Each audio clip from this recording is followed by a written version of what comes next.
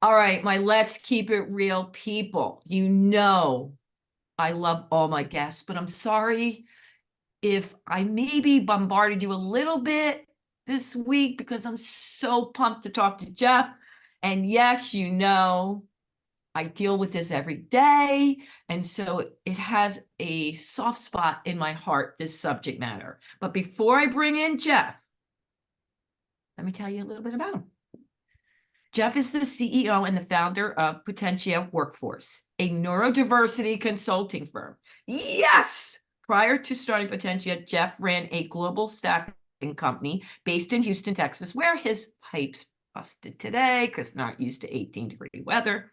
He is passionate about helping businesses to run better by leveraging the entire workforce. Jeff, I'm so pumped you're here. Thank you for being here, and I'm glad that you showered and you figured it out.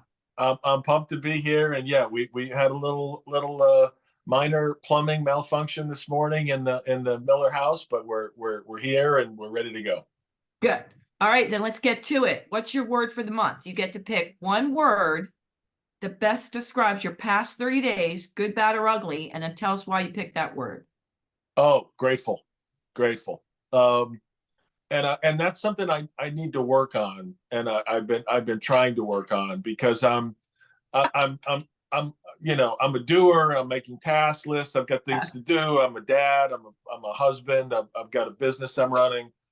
But boy, I when I'm at my best and I slow down for a minute and take a beat and think about how grateful I am to get to do what I do, Mm. it's really profound for me. I found this sort of left turn or right turn in my career, well into my career, but I'm just so grateful that I found it. The people that I get to work with, the types of conversations we get to have with customers, that are real and raw, and it's just a privilege to get to do what I do.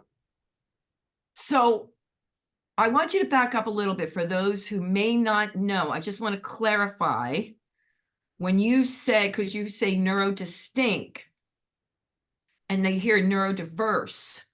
Yes. What does that mean? Is it the same thing?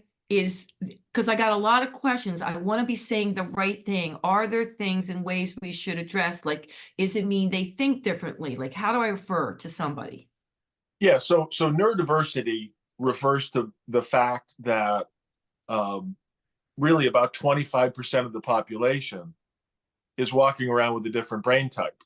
And it could be ADHD or dyslexia or autism, which is the one that you and I know very closely, and Yeah. it's part of our families, OCD, PTSD. So people with different brains, who are going to maybe show up a little bit differently at work or in an interview, may process information differently, may relate to each other a little bit differently, and the fact that those are including the challenges that may be presented, because of some of those things, and because they work in a world that wasn't designed for them, Mm. um, that they may encounter some challenges, but they tend to have some strengths and some areas where they'll outperform other individuals. And if you can unlock that and support a little bit of different thinking, businesses get tremendous benefit from harnessing that potential of people who think differently. So that's neurodiversity. Yeah. Um, you wouldn't say that an individual is neurodiverse, because we're all. It's like saying a person is diverse. We're all diverse, right? But neurodiversity is all of us. But people who are neurodistinct are individuals who have a different brain type than the other 75% of the population, that is often referred to as neurotypical. Gotcha. So when you're talking about an individual, they would be neurodistinct or neurotypical. I like it. All right. So we need to know about you and your journey and what got you into this, which I know a Yes, little, but I think it's really important that they understand what was pulling at your heartstrings to develop this company. you bet. Yeah, it really all goes back to my son Charlie. So Charlie's autistic. He was diagnosed pretty early on, I think 5 or 6. Oh, okay. So kindergarten, first grade, we're starting to see that Charlie thinks differently, processes information differently. For Charlie, it was one of his challenges is auditory processing. So he hears you fine, but if you give him a set of instructions, it's hard for him to process those. And so you give him the first one and he might lock in on that. And then you say, and then next we're going to do this. And now he's starting to get a little bit um, anxious because he knows that this is an area where he struggles a little bit. And then they give the third one. And now he's thinking about the second one. And so, for him, like taking those instructions and converting them in a classroom setting when you get 25 other students and a lot of distractions going on was really tough for him. He's a really smart kid, really capable kid, but that was the area that we started to see that, Yeah. and like happens in a lot of cases, people were like, well, does he not want to follow the directions? No, it wasn't any of that. It was just the way that his brain works, Yeah. right? And so that was an education for me, like all of us parents who've been introduced to this and hear this for the first time, and we're thinking, what does that mean? You've got well-meaning educators who said things to me like, there are services out there that can teach Charlie how to fold laundry and and I'm thinking, I've got a smart kid here. What do you mean folding laundry? But they're forecasting the future and presenting this really bleak picture that a lot of parents have encountered. And sometimes it's the never conversation. He's not going to do this. He's not going to be able to do that. And I truly believe they're well-meaning, but it kind of sets people up because they have these low expectations that don't necessarily fit what their capabilities are. But so a lot of us have gone through that as parents. We navigated that, and we pretty quickly found teachers that were about Charlie's strengths or about what he could do, and what were maybe some of the accommodations that we could make so that he could learn and progress and do better.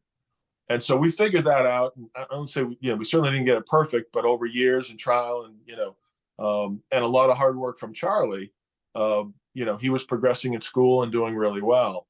But I always remember those conversations that we'd had back in first grade about he's not going to be able to do this, he's not going to be able to do that. None of which, by the way, came true. Right. So it was that, and then as Charlie became a teenager, and in my career, my background's in staffing. I started as an IT recruiter in Boston for a great staffing company up there.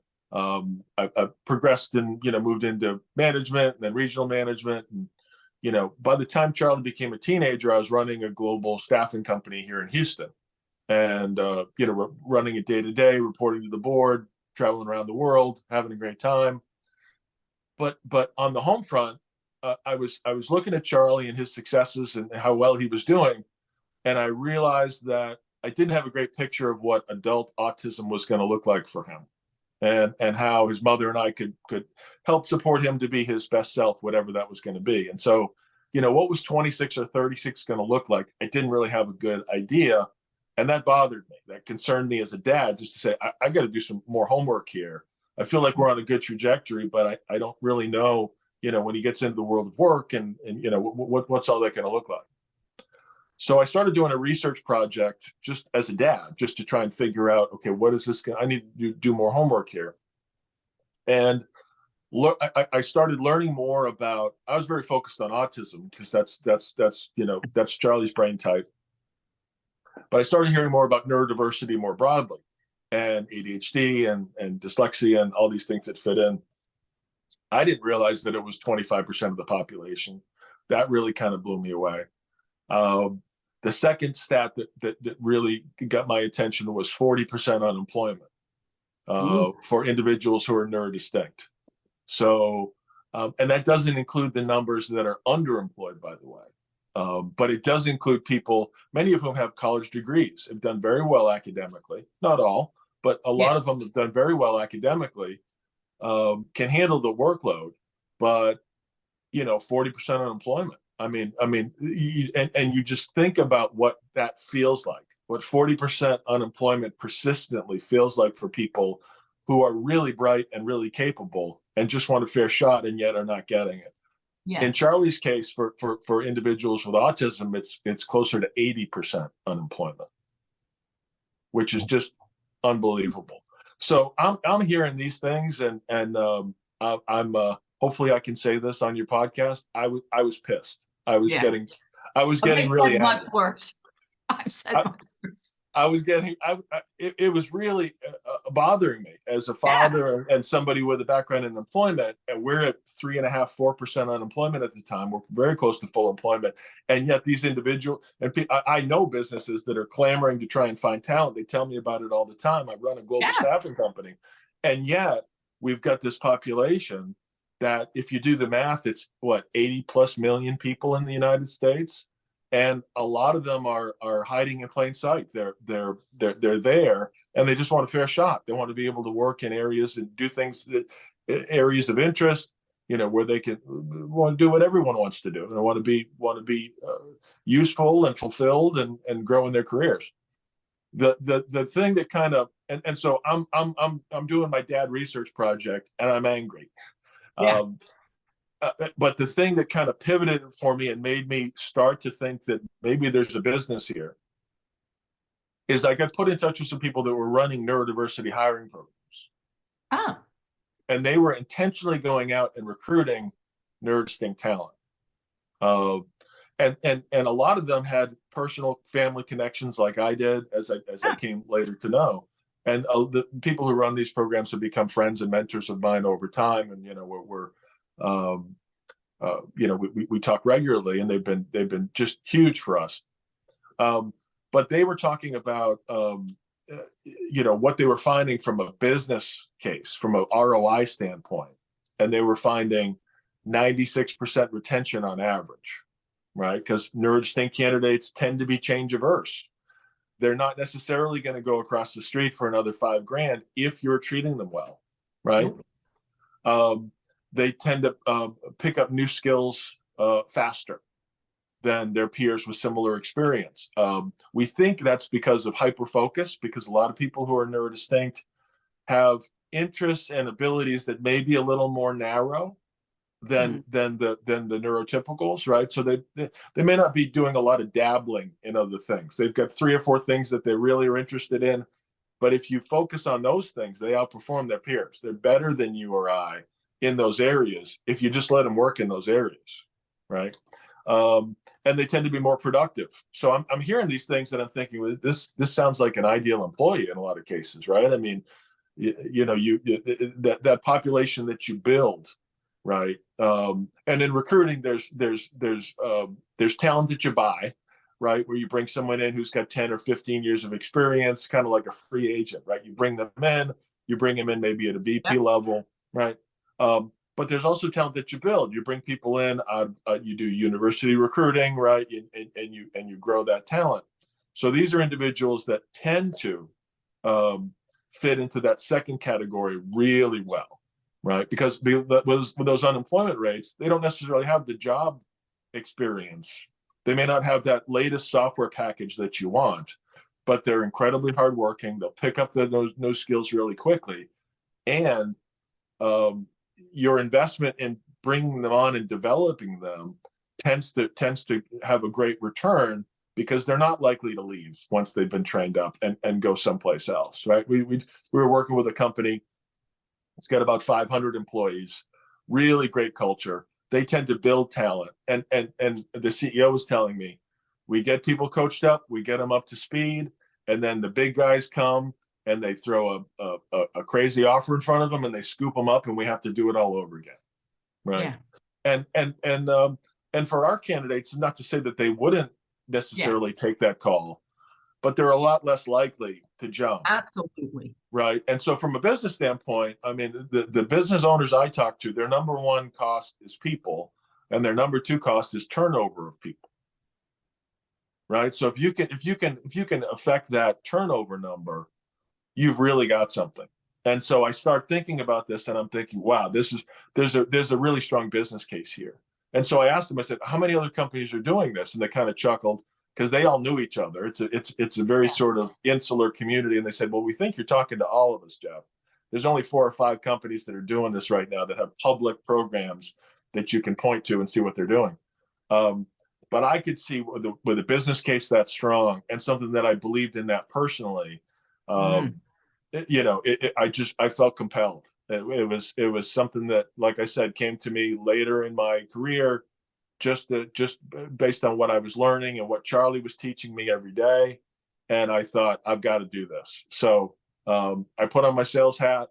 I went and talked to my wife and told her why I should leave the corner office and do this startup.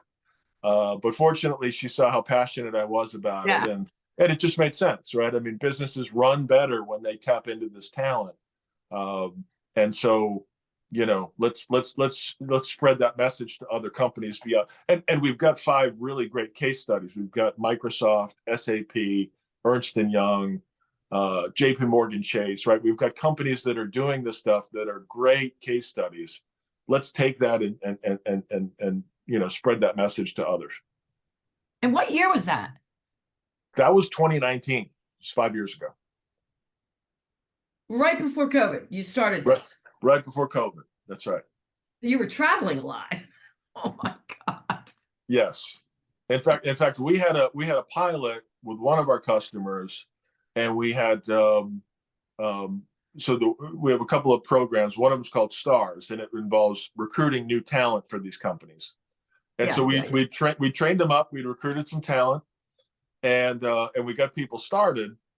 And then that was 2 weeks before the work from home order came, right? And so we had to shift up everything. The good news is our guys handled it phenomenally well.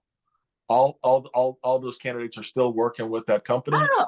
Oh. A couple of them have been promoted. So in some ways the work from home piece was really helpful for a lot of folks in our community. Yeah. Oh yeah. Because what we find with neurodiversity is the number one issue is communication, right? And sort of unscripted social situations. Think about a holiday cocktail party or an interview, right? The rules of engagement there are murky at best, right? Yes. So, I'm interviewing with you and you say, well, geez, Jeff, tell me about yourself.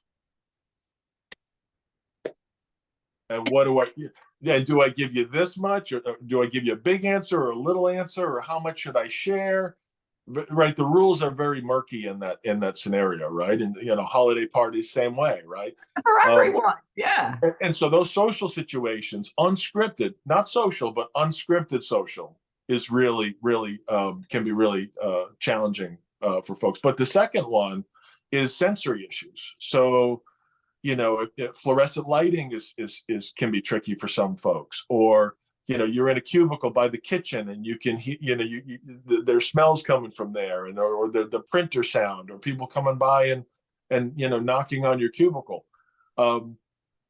We have plenty of people that work really well in office environments, but the opening things up to that work from home was really helpful, because the other thing about our guys is they're rule followers. They want to know what the rules are and they want to follow them. And for a lot of them, they just want clear instruction that makes sense to them. And then they just want to work. They just want to tear it up. So, for a lot of them, that today are working in remote or hybrid work, they've thrived. They've done really, really well, because they've got managers who are supportive, but they can create their own work environment to a certain extent with it, and address those sensory issues, so they can just focus on doing a good job. I'm laughing because I don't know if most people don't know, but my son, Cole, is on the autism spectrum, but we didn't find out till he was a sophomore in high school. He wasn't picked up. But so many things that I've discovered, and I'm listening to you to say, is that when COVID hit, my husband and my son were very worried about me because I'm an extreme extrovert. I need humans. And my son came to me, he goes, Mom, I've trained for this my whole life. I'm in good shape, Yeah. So I'm worried about you. But also the same things that you're saying, and it seems like common knowledge of what somebody on the autism spectrum would need not everyone knows, because even at the school Cole's at, we had to fight for a certain type of glass he could wear so that he could drown out the fluorescent lighting. And we're thinking this should be a no-brainer. Right, right. But he had to get approval for a specific glass because it helps with the fluorescent lighting. And today I took him back to school. Guess what I forgot? The glasses. The glasses, the glasses. I said, here, take mom's sunglasses. Right. But That's tricky. yeah, And the spectrum is huge, right? We're talking about, again, 82 million huge. people in the US. It's huge. So you have people who are profoundly affected, need lots of supports, maybe nonverbal, or maybe, uh, very profoundly affected. And you see that person and you know that they're not neurotypical, right? It's evident in their behavior, right? And so, they can get the supports that they need, but they may have profound issues that they're dealing with. Some people have an intellectual deficiency or disability or something like that. That's the vast majority do not, but there's a group that do, Yes. right? You can in some ways that's a clearer path to be able to Yeah, support Cole's them. tricky because you think just suck it up. You wouldn't Well, know. that's it, right? For the individual who can mask and can pass as neurotypical, that can be a very tempting thing to try to do. What we know is that does long-term damage to the individual. A lot of people develop PTSD or more profound issues because it's like they're carrying around these two big boulders all day, right? And people, well-meaning educators or bosses, or who don't know that this individual's brain works differently, may say just what you said. They may just say, well, just suck it up, right? Yeah. You just need to work harder. You just Yeah. need to, right? And All the so for time that you hear that. individual who can mask, who can pass for neurotypical, in some ways it's I won't say it's harder, but it's definitely a different set of challenges, Yeah. because the world just wants them to, well, just suck it up, right? And that's not a good long-term strategy. Yeah, Jeff and I were talking right before we went on, and Cole started back his first day at Tyler after being off for 5 weeks. So normally kids are nervous about going back, right? And he's a freshman. And his biggest challenge is, even though they get all the the privileges that Cole has, considerations for being on the autism spectrum, the professors will forget because they don't see it. And Yeah. he was sitting there because he was worried about how he was going to be perceived, and how make sure I send the note and make sure they really understand, and I'm not trying to get away with anything. And he just broke out, and he's 20, and cried and goes, Mom, can you just stop the pain? And I'm like, oh my God, just get everyone to understand, Mom. And I'm like, maybe I should I'll make it my life's work. I'll do the best, but it's rough, Yeah, it can be really hard. And we see the same thing in work environments, Yeah. right? If and knowing a diagnosis isn't necessarily the whole answer either, right? Because one individual, we have a saying in the community: if you know one person with autism, you know one person with autism, right? Oh, I love that. That's so true. Right. And so, but for people who need relatively few supports, they still really need them. Yeah. But the fact that they can that they are capable of masking, I gotcha. doesn't mean that that's what they should be doing all day. They need to be able to, be themselves, and know that that's okay. Yeah. And again, well-meaning educators and bosses Well, yeah. will a lot of times say, look, I know you can do this, and they think it's a work ethic issue or a commitment issue, or it's not. Their Yeah. brains are literally wired differently. And so you've got to be able to, what we talk about with businesses is, it's not about treating everybody the same. It's about treating everybody fairly, right? And that accrues benefit managing anybody, right? The 75% of neurotypicals. There's lots of diversity within that group, right? Yeah. Lots of personal struggle, lots of issues people are dealing with. People are motivated by different things, right? So we found that in the business world, neurodiversity is really a way to start talking about creating psychological safety, just creating an environment where it's safe for people to raise their hand or say, could you repeat that? Or I'm struggling with this, or I disagree. What if we did it this way? Right. And that stuff is encouraged, because when you have a bunch of different brains, you want to leverage that. You want to harness that. Right.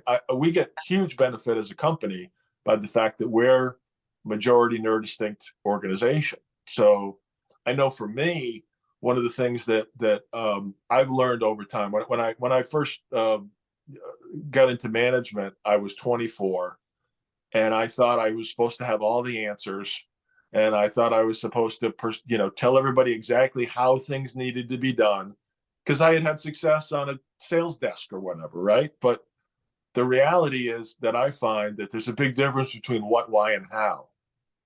And what we teach managers is, spend a lot of time on what you want to accomplish and why you want it accomplished, but where possible, leave room on the how. Because if you've got people, if you've done a good job hiring and you've got diverse brains in your organization, then you don't want the solution to be limited to the one you'd think up, right? Because other people will come up with something, and this happens to me all the time, and say, wow, I never would have thought of that. But that's where innovation happens, right? When you allow people room on the how, right? How to get something done, then and if they're clear on the what and the why, then, and there are times, of course, when you're doing something that's customer facing, and maybe the how has to be done a certain way. Got it, right? That's going to happen sometimes, but more often than not, managers have room in terms of how something is going to get done. As long as it gets done, and it gets done well, right?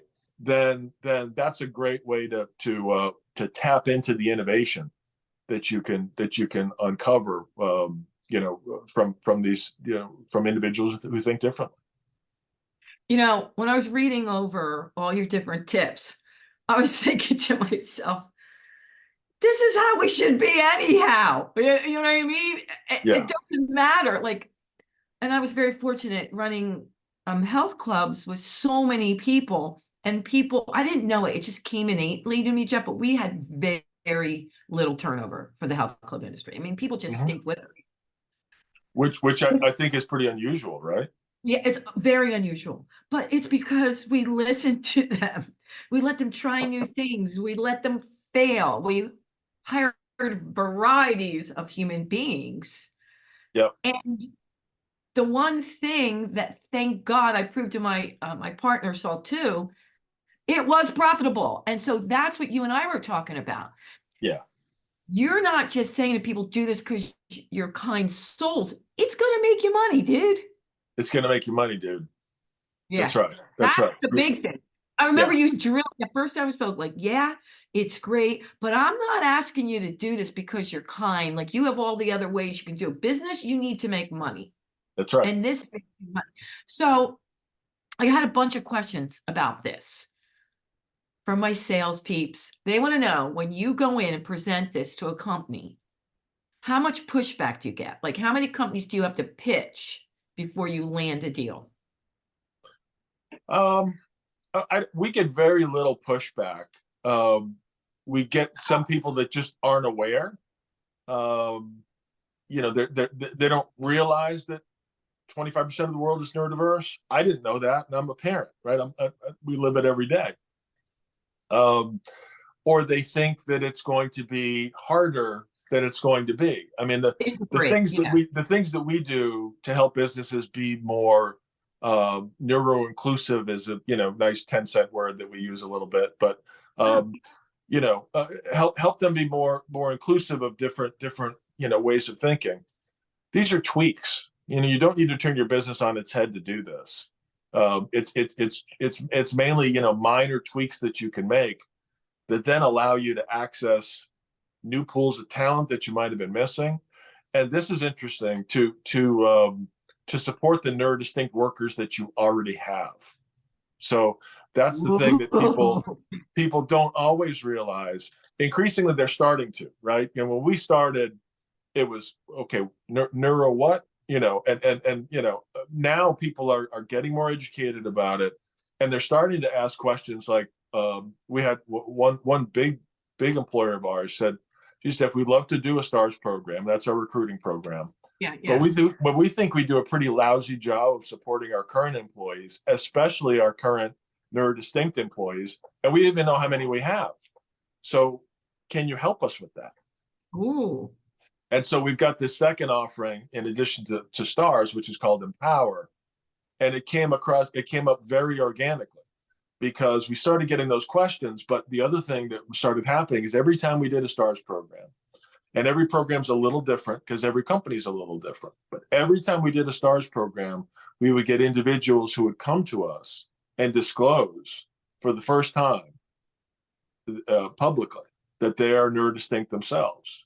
And it could be Yeah. it could be the executive sponsor of the program. It could be somebody on the team. It could be a manager. It could be, Yeah. right? It could be anybody.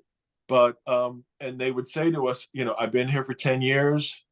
I've just masked heavily the whole time. I knew I could kind of get by, but I'm exhausted getting by. I'm not as happy and as productive as I could otherwise be.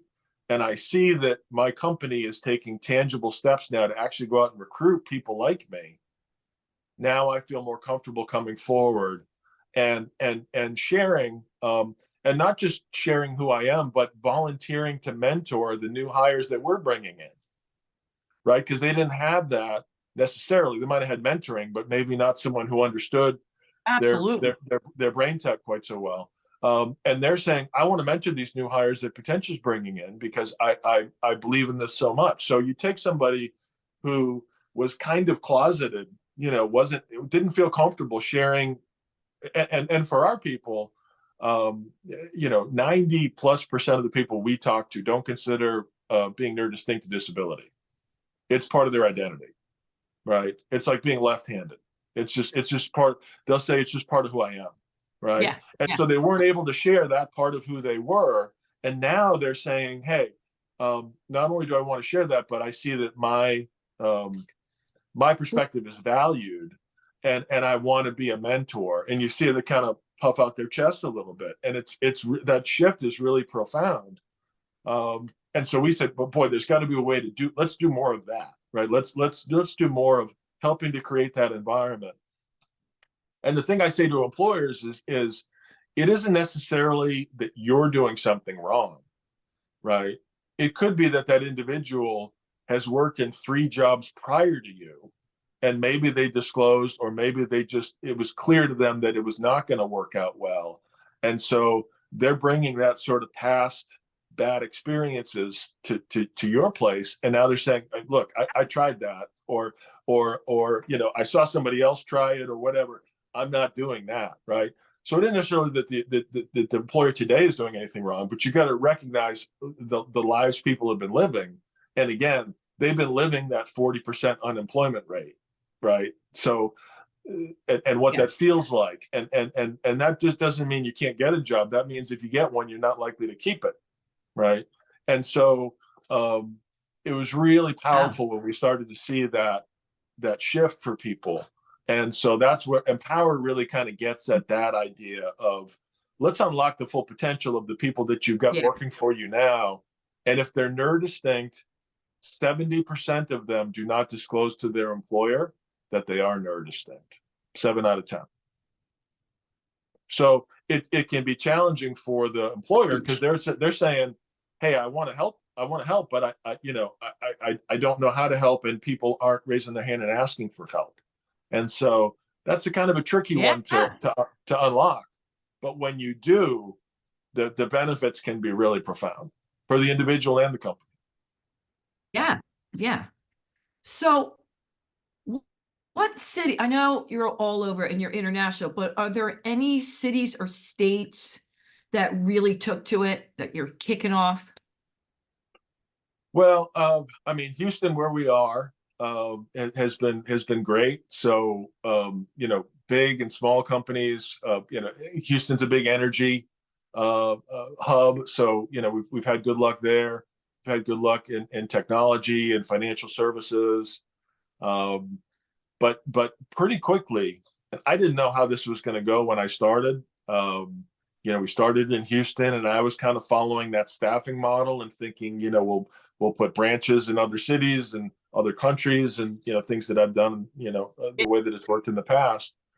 But really, it's taken off. Within a year, we were doing national programs for companies, and in the last 18 months or so, we started doing international, and that really just came about. Again, it wasn't something we set out to do, but we had U.S. companies that had a global presence that were saying to us, "Look, we're doing a lot of hiring in Manila. Can you help us there?" And fortunately, with my background in global recruiting, I thought we could. We hadn't recruited neurodistinct talent before globally, and so that we needed to prove that out. But it's been proven. And kind of the good and bad news of this is that it isn't tough for us to recruit this talent anywhere in the world. Now, part of that is our reputation and how we work and what we've been able to do. But every city, every major city in the world has this underserved population that just wants a fair shot, right? And that's true if we're in Manila or we're in Manhattan. There's really not a major difference there. There may be some cultural differences that we will address when we're recruiting. There may be some employment issues, and employment law may be a little different. So we talk about that in terms of hard and soft factors. So we'll evaluate, okay, what are the hard factors? What's employment law like? Are there any things we need to be aware of if we're recruiting in this other country? And then what are the cultural issues? How do they talk about this stuff? So I'll stay on the Philippines for a minute. So neurodiversity isn't a term that's talked about a whole lot in the Philippines. The demographics are the same, right? They have the same population, but they talk about it more in terms of people with disabilities, right? It's still using that PWD terminology, right? So for us, we just need to know the right language to use to be able to go and access that population. But once we do, they're there, and they're hungry for opportunities. So we're putting people to work and helping people to get into careers in Manila and Buenos Aires and in Australia, and we're really all over the world. Like I said, because it's the good and the bad news of this, that the opportunities are there, the population is there, and it continues to be underserved. So we're doing our best to try to bend that curve. Yeah.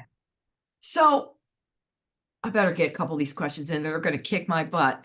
A bunch of people wanted to know, is it important that the kids have a college degree? So the people that you recruit, do they all have a college degree? No. For a number of our jobs, they do. And that's a bit of a moving target. So we increasingly are helping these companies to think about, let's keep the main thing here, right? So I love that you said that. I was reading that. I'm like, I want to put it up. Tell them that. Like, you have all these brilliant one-liners. I'm like, oh crap, I never thought of it that way. Keep the main thing. I love it. Keep the main. Yeah, that just means that when you're talking to a hiring manager, we want to sort of deconstruct, like, what is essential. What do you really have to get this job done and done well, right? Because a lot of times, what, to use logic? You're talking logic. I know, but a lot of these job descriptions have been written, years ago, and they just kind of collect new requirements, right? And then it becomes this, book report of a job description. Say you must have this, you must have that, you must have the other. So, keep the main thing just means let's boil this down to what do you really need to get this job done well. And in some cases, well, we've always said you need a college degree to do this, but what if the person has job experience in lieu of that, and they're the best candidate for the job? Would you relax that, right? So we're constantly working. It's a moving target. And for some customers, they really do want the degree, and that's fine. But increasingly, that's less critical, and it's certainly not essential for all the jobs that we work on. Yeah. Okay, I just have to know, just a side note, are these all your one-liners, or are these other people's too? Because they're ingenious. It makes me remember it. Well, keep the main thing. The main thing is not mine. You I do don't know. know you have all these Yeah, one-liners. yeah. Learn the lesson, lose the label is definitely mine. Because what we found I was love it. we'd Because get it these really, managers in a room, and they were really excited and passionate about this, and it's like a kid with a new toy, right? And they yeah, start thinking, oh, okay, now I understand autism, right? And so if I have someone on my team who's autistic, I need to approach it this way. And it's like, well, hold up, right? What we're giving, we have that, if you met one person with autism, you have one person with autism idea, right? So, and that's not mine love either, it. but that's a big one in the community.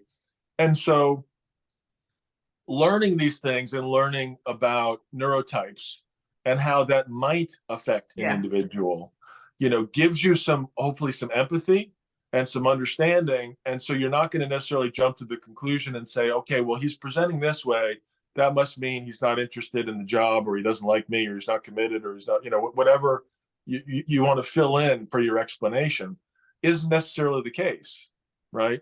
So we want to kind of unpack that with people a little bit and try and pull away those assumptions. When you learn about these different neurotypes, it's really just an invitation to get to know the individuals on your team better, and they're tools that you can use to provide some potential insights. But it doesn't mean that the woman that I've got on my team who's ADHD, I need a manager this way, and she's going to respond to this with this, right? That's not always the case, right? It's, again, just in the U.S. we say it's 82 million people. You can't broad brush that, right? But it does give people an understanding. And so one of the things that we started very early on was any training that we do is led by someone who is neurodistinct, so they can share their personal experiences. And we have people who will say, listen, I understand you've had that job description for 20 years. I'm just telling you that I would not apply to that job as it's written, because it scares the hell out of me, right? And once you start to unpack that for somebody, okay. They start to get it, they start to understand. Yeah. But that doesn't mean that everybody who works for you is going to respond exactly the way Dave would, one of our guys, right? Because Dave happens to be ADHD and you have someone who's ADHD, right? It's not that, but it just what it does is it gets managers out of their own headspace, out of their own, well, this is how I would do it. Well, okay, that's fine, but that doesn't mean you're everybody, right? And so then you start to uncover, how individuals are going to work. We've got a tool that we use that's worked really well. It's called a personal instruction manual. And we used to call it the How to Work With Me document, but it's basically the same idea, right? And it's 3 pages of questions on, this is how I work best. This is what motivates me. This is how I deal with stress and struggle, and right. And if you need to give me constructive feedback, I welcome it, but I normally receive it best in this way, right? And these types of things. And it intentionally doesn't say anything about a diagnosis. And it's not something that and it's something that if we implement it, we implement it across the entire team, right? It's bad. It's a bad practice to say we're just going to use this tool for our neurodistinct people, right? You wouldn't want to do that. You want to make a tool available to everybody. But some of these tools are really popular with the neurotypicals on the team, because they're like, I've been looking for a way to articulate how I work best, right? And now I have it. And now you've probably got a manager who's a little more open to that because of this neurodiversity program, right? So we have this personal instruction manual that we work on together, and then individuals will share with their team. Here's an area where I struggle. And one of the really aha moments for us was we have the managers do it first. And our only instruction to the manager is be authentic and be vulnerable. That's it. Okay. Right. So as a manager, Okay. I need to say to my team, this is something I'm not good at. Now, fortunately, we've got Janie, and she's amazing, and she handles that for me because I'm terrible at that. So just know if you bring something to me like this, that's not a strength of mine. Or, when I get stressed, it shows up like this, right? And they start to share a little bit, and don't be like 24-year-old Jeff Miller was as a manager who thinks you have to have all the Love it. answers because you don't, right? The power is in the vulnerability. The power is in modeling that and saying it's okay to to admit areas where you struggle, and that opens up the whole world for the people who work for you, including the neurodistinct people, to then talk about their stuff. But it isn't about the label, right? It's about just how they show up in the world and what works for them and what doesn't, and they then have that. And so when they go to a new company or they go to a new division, they're able to bring that to the new manager, and they can share that they're autistic or not if they choose to. That's up to them. They own disclosure, right? The individual always owns disclosure, but they can share how they work best and say, hey, this is something we did in our team, and I just wanted to share it with you. I'd love to get your feedback on it. And I don't know if you have something like this, but I'd love to know how I can support you better. If you were open, we have you fill it out too, right? And that becomes it's one of the ways that we support the neurodistinct population, but it's also one of the ways that it's a real culture changer for a lot of these companies. Everyone. Oh my goodness. All right. So my brain is just spinning out of control of where you need to put this. You need to do that in schools. Can you imagine what I was thinking about? Like my son, if they did that in a classroom setting? Yeah, it's a good point. It's a really good point. I need to do that. Yeah. No, I'm Yeah. serious. Like, because I already go into high schools and colleges, and it feels like it's so disconnected. Well, what if they had something like that for the kids? Yeah. I mean, it seems like common sense, but I know there isn't anything. Yeah. And it's simple. It's a 3-page form that somebody can fill out, and they share what they want to share. You don't need to share anything you're not comfortable sharing, Oh, right? yeah. But anything about how you work best and those types of things, most people, especially if the manager does a good job modeling it, right? And don't just talk about where you're great, right? Talk Yeah. about where you suck, right? And you're going to create that environment with your teams now. And like I said, these have been implemented now across companies that just implement them across their whole workforce because Yeah. they're seeing how this can unlock the potential, create better bonds between managers and subordinates, Oh and my God, you just saved them so much and time. just get the work done better. Yeah, you just saved everybody so much time, so much time. It's so simple. It's ingenious. You start off like that, and now there's no guesswork. Okay, calm down. You But gotta. but what we found was that like I said, when we would train people on these different neurotypes, they wanted to jump to the end of the thing. Yeah. We said, well, no, this just gives you an opportunity to learn more about your people, but it doesn't tell you how they're going to respond. You still need to meet them as individuals and figure that out. Yeah. And so Yes, we are human. Yes. yeah, we're right, and we're more alike than we are different. So consistently, the things that we do to help the neurodistinct among us help everybody. Yeah, hands down. All right, we're running out of time, Jeff. I could talk to you for hours. This is near and dear to me. You know that.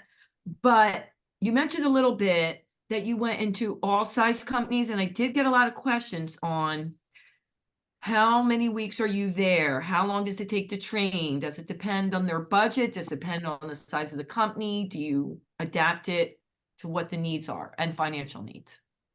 So an Empower program, I'll start there.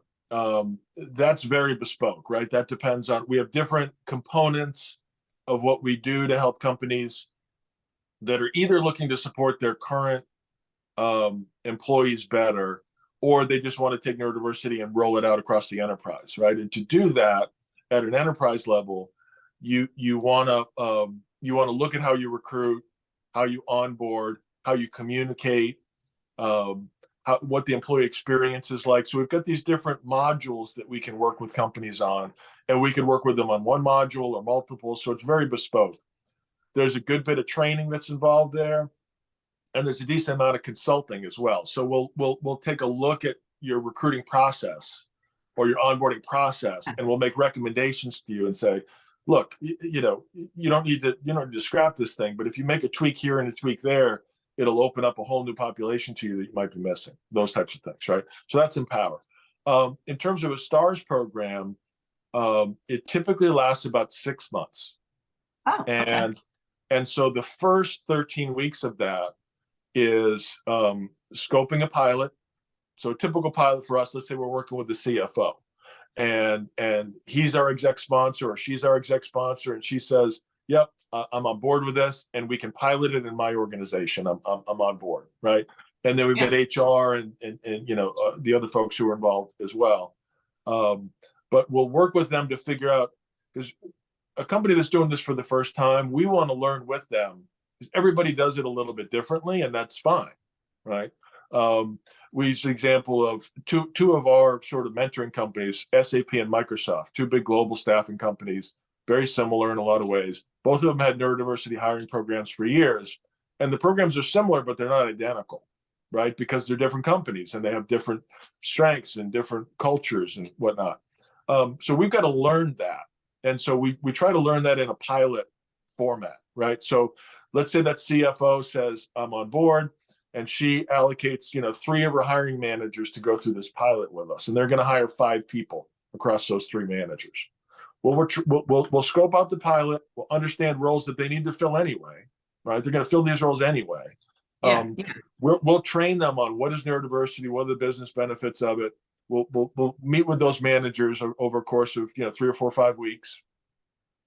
Then we're recruiting in the background. We're shortlisting candidates. We're helping them on their recruiting process, because a big part of this is you want to have a recruiting process that's inclusive, that allows for people who show up differently to be evaluated fairly, but it's still got to be predictive. They're still going to be able to do the job, right? So we coach them on that. We counsel them on that. They select who they want to hire, right? That's the first sort of 13 weeks. The second 13 weeks is just support. So what we find is that our candidates do need a little bit of extra TLC, but not for very long, right? When they first start out and they're still trying to learn the cultural, all the unwritten rules of how any organization works, right? They're not written anywhere, but organizations, and neurotypicals tend to sort of figure that stuff out by watching other people. And we know that the neurodistinct tend to struggle with that a little bit. If you don't lay it out for me, I won't necessarly pick up what you're saying about how a meeting is supposed to be run, or how I'm supposed to address the boss, or whatever it might be, right? So, lay that stuff out for them, and we're there to help support for about 13 weeks, again, to give them that. Let's see how things go when they get their first assignment or their second assignment. Are there any things that we need to troubleshoot? Right? Because we already trained them, but now we're live, right? And so we want to be there. We want to work with them through the process. And we do about 13 weeks of that. So generally they get a first assignment, they get a second assignment. If they need an accommodation, we address that. We make sure that they've got a mentor and a manager and some peers that are aligned and helping to support them along the way.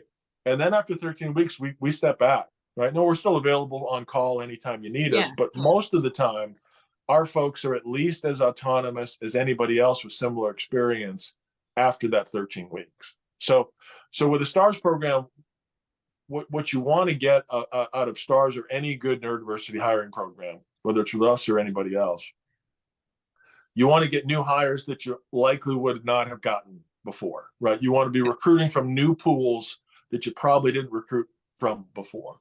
You want those people on board and doing well. But then you want to have a playbook for how did we do it, right? How do we do it in your environment? Well, you guys onboard people this way. We made this one tweak. You guys recruit this way. We made this one tweak over here.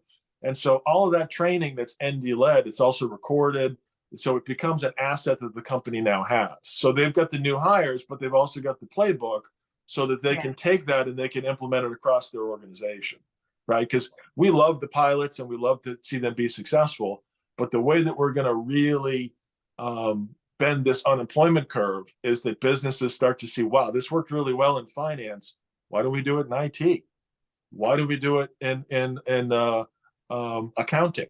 Why don't we do it in some of these other areas of the business and get full access to this talent pool there as well? So they've gone through it, they've learned it, and now they can implement it across the rest of the organization. I can't even imagine how much joy you get every day seeing, unless you can't even imagine the lives that you're changing. I mean, you're just changing the whole, the landscape of the workforce. And when you started out with some people 40% employed, on to 80%, even when I told my son and a few of his friends that are neurodiverse, I'm going to say neurodistinct. I got to get that. It gave them hope. I mean, they're still not, they're still in college and whatever. Yeah.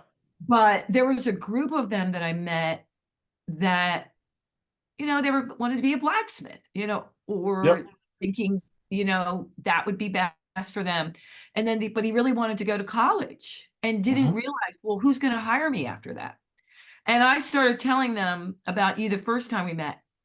And right away, they're just to see their faces. And I know what you're doing for the company, but it's more exciting to me what you're doing for all these individuals out there, like my son, who knew the stats that it was 80%. He knew way before I did. And the reason we can do it for those individuals, and I agree with you, the reason we can do it for those individuals is how transformative it is for the company. Because they're making money with it. Right?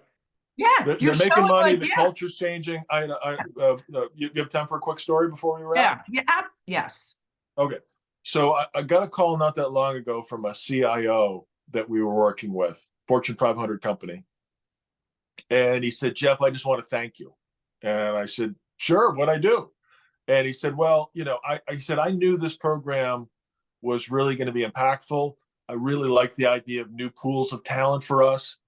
He said, but I want to tell you, he said, and to put it in context, he said, I've got a well-deserved reputation as a bit of a hard ass. And I said, okay, fair enough. And he said, but I also care about my people. And he said, since we did the program with you, I've had 5 different instances where individuals on my team pulled me aside to thank me for this program and to let me know that they are neurodistinct. And I had no idea. Oh my God. And he said, and it gave me, he said, don't get me wrong, I'm still a hard ass, but he said, it gave me an opportunity to show them that I care about them as individuals, that's the other side of my leadership, right? That I care, I expect a lot, and I'm not going to stop expecting a lot, but I care about you as an individual. I want you to be happy and productive and, all these things. And he said, and I just want to thank you because I couldn't have scripted a more organic way for me to show this to my people. And it's been a real culture changer for us. And this was hiring 5 people in one division, but when you have success and then you publicize it, these are the benefits that can accrue because the whole rest of your workforce is watching. I love that.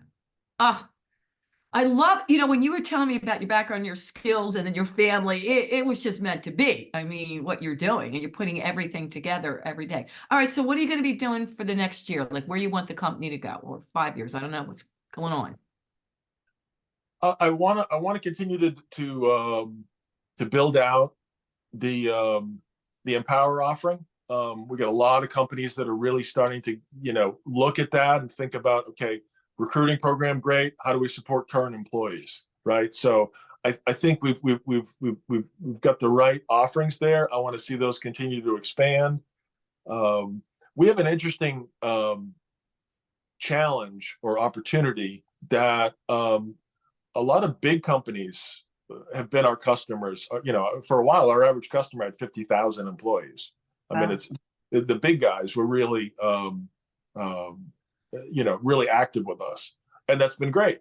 But we know that there's so much job creation that happens in the mid-market, those mid-market companies. And so the company that's got 500 employees or 300 employees, or right, they don't need to be a big guy to do this. They may not think about it in the same terms of, hey, I want to have a big neurodiversity hiring program. They're just thinking about, I got to get better at recruiting and retention, right? And so this is and this is a tool that they can put in their toolbox to help them get there. So I would say, continuing to develop those things, and continuing to expand, what a good customer looks like for us. Big guys are great, but that mid market has huge potential there too, and we're really starting to make some nice traction there. Love it. I'm so happy. I'm so happy we connected. And if they want to reach out to you or your company, what would be the best way to do it if they want to use your services? Well, sure. I mean, they can check out our website. We're active on social and all the normal platforms. But the website is Potentia Workforce. Potentia is like potential without the L. It's actually a Latin word for power. And so potentiaworkforce.com, or they can reach out to me directly. That's just jeff.miller@potentiaworkforce.com. Where would you suggest they reach out if they were interested in using your company services? Which way? I mean, like I said, they could check out the website if they want to get some more information. Okay. But drop me an email is right, cool. The best way. Yep. Anything we didn't get in, Jeff, before we go to my Let's Keep It Real people? No, I thank you for the opportunity. I mean, I've really enjoyed it. Obviously, knowing a little bit about your personal situation, you with your family, you and I are very much aligned in that way. But thank you for giving us the opportunity to share what we're doing. I think it's we more and more people are learning about this, but there's still an awful lot of work to be done. We want to get this message out to as many people as we can, and have them take a look at this, because it can really change your business in some profound and positive ways. And for me, I see both sides. Being an entrepreneur my whole life, I just see this. It's just mind blowing to me what you're going to do. But I'm also like, it's just perfect timing. I'm going in to do a mental strength program with high school kids that right now they label it high risk, but many of them are neurodistinct because they already, and I can't wait. To tell them about, like, there's other programs, there's other things out there. So both sides excite me, to be able to tell them. You hit it on the head. I mean, and I give a lot of talks, and one of the things I'll talk to people about is I'll pause and I'll just think about what 40 or 80% persistent unemployment feels like, right? And add on top of that the fact that you feel like you're speaking a different language than most of the businesses that you want to go to work for.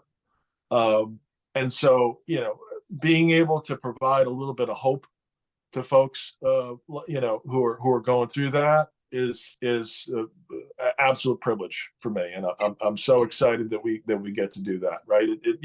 We're one company. We can have, so much impact in terms of the people that we're getting into careers and the companies that we're helping to transform.